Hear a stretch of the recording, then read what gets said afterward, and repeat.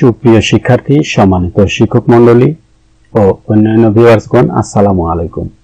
আমাদের আজকের আলোচনা ষষ্ঠ শ্রেণীর নতুন গণিত বইয়ের 64 পাতার 1-এর খ নং প্রশ্নের সমাধান। চলুন সমাধানটি করে নিই। আমরা চলে আসলাম স্ক্রিনে। প্রশ্নটি দেখে নেই। মৌলিক উৎপাদকের গাছের সাহায্যে লসাগুর খেলা অংশে আলোচনার সব কয়টি পদ্ধতিতে লসাগু নির্ণয় করো।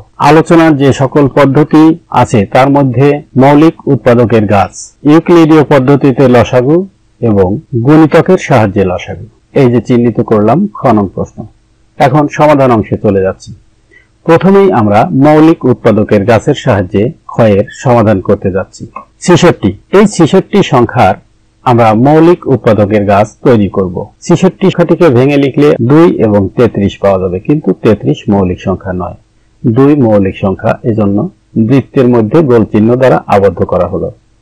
33 সংখ্যাটিকে ভেঙে লিখলে আমরা পাবো 3, 11, 33, 3 এবং 11, 3ও মৌলিক সংখ্যা, আবার 11 মৌলিক সংখ্যা, এজন্য এ দুটোকে আর ভাঙা সম্ভব না।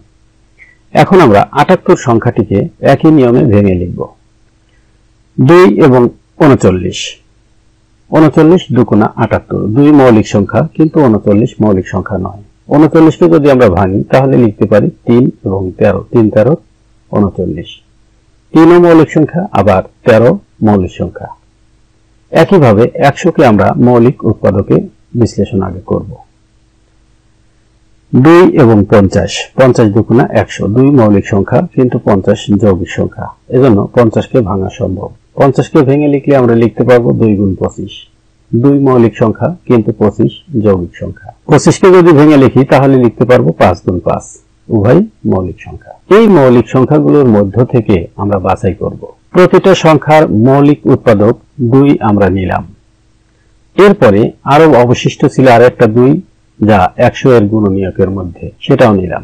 অতঃপর আমরা 3 যে সকল উৎপাদকের মধ্যে আছে সেগুলোর মধ্যে থেকে 3 নিলাম।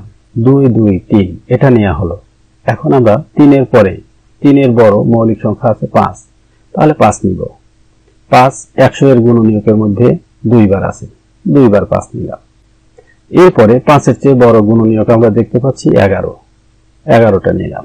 11 এর চেয়ে বড় মৌলিক গুণনীয়ক 13, সেটাও নিলাম। এখন এই সংখ্যাগুলো গুণ করলে যে ফল পাবো সেটাই হচ্ছে লসাগু। অতএব মৌলিক উৎপাদকের গাছের সাহায্যে নির্ণয় নেওয়া লসাগু হবে 2 গুণ 2 গুণ 3 গুণ 5 গুণ 5 গুণ 11 গুণ 13।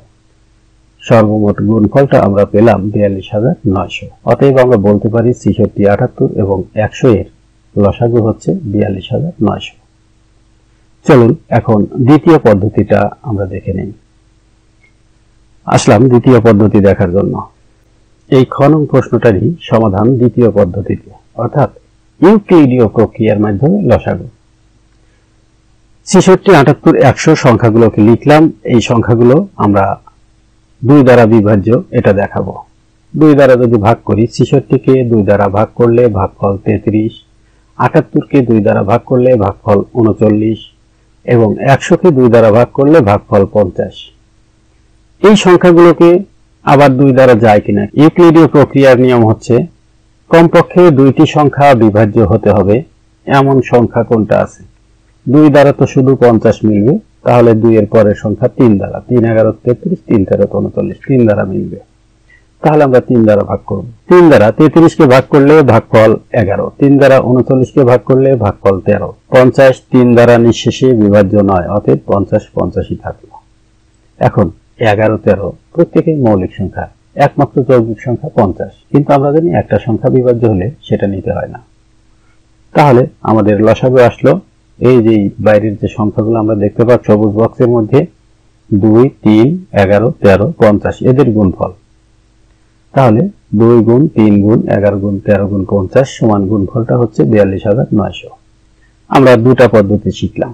এখন আমরা বাকি পদ্ধতিটা শিখে নেব। আসলাম পরবর্তী স্লাইডে। বাকি পদ্ধতি শিখব, অর্থাৎ সংখ্যার গুণিতকের সাহায্যে লসাগু নির্ণয়। প্রথমত 66 সংখ্যাটি, এর গুণিতকগুলো আমরা লিখে নিলাম। 66 অক্ষে 66, 66 দুগুণে 132, এভাবে গুণ করে করে এই সংখ্যাগুলো আমরা পেলাম। এরপরে 78, 78 এর গুণিতক আমরা বের করলাম। 78 অক্ষে 78, 78 দুগুণে 156। একই নিয়মে আমরা 1 দ্বারা 2 দ্বারা 3 দ্বারা গুণ করে করে এই ফলগুলো আমরা পেলাম। আবার 100 এর গুণিতক যদি আমরা বের করি, 100 অক্ষে 100, 100 দুগুণে 200, এভাবে 1 দ্বারা 2 দ্বারা 3 দ্বারা গুণ করে আমরা এই সংখ্যাগুলো পেলাম। এর মধ্যে এই যে লাল চিহ্নিত সংখ্যাগুলো আমরা দেখতে পাচ্ছি, এই সংখ্যাগুলো সাধারণ গুণিতক, অর্থাৎ প্রত্যেকের মধ্যেই এই সংখ্যাগুলো আছে।